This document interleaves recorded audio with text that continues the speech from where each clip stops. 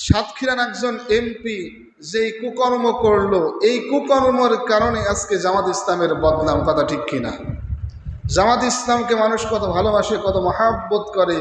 কিছু কিছু মানুষের কাছে দলের বদনাম হয়, কিছু কিছু মানুষের কারণে নেতার বদনাম হয়, কিছু কিছু মানুষের কারণে আরেকজন মানুষের বদনাম হয়ে যায়। কথা ঠিক কিনা?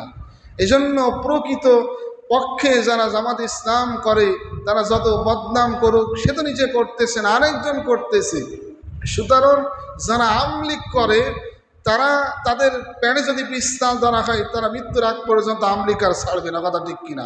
যারা বিএমপি করে তাদেরকে যত মার দেওয়া হোক, যা করা হোক, রিমান্ড দেওয়া হোক, যাই করা হোক, তারা কিন্তু দল ছাড়বে না। যারা জামাত করে তাদেরকে যতই নির্যাতন করা হোক, যতই জেল দেওয়া হোক, যতই ফাঁসি দেওয়া হোক, যতই যা কিছু করা হোক, তারা দল পরিত্যাগ করবে না। কথা ঠিক কিনা? এজন্য জেনের সাথে লেগে আছেন সেটাই করেন। আপনাকে বলবো না আপনি ওই দল করেন। আল্লাহ আপনাকে বিবেক দিয়েছে, আল্লাহ আপনাকে ব্রেন দিয়েছে, আল্লাহ আপনাকে বিবেচনা করার মতো একটা মেধা দিয়েছে। ওই মেধা যাচাই করে সেটাই করেন। যেটা করবেন সেটা যেন আপনার জান্নাতের পথ হয়ে যায়।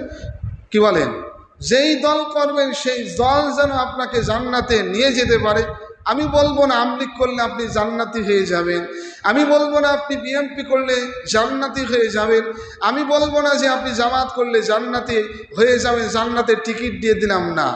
জান্নাতের টিকিট, জান্নাতের সার্টিফিকেট, জান্নাতের একমাত্র অধিকারী আল্লাহ তাআলা। কথা ঠিক কিনা?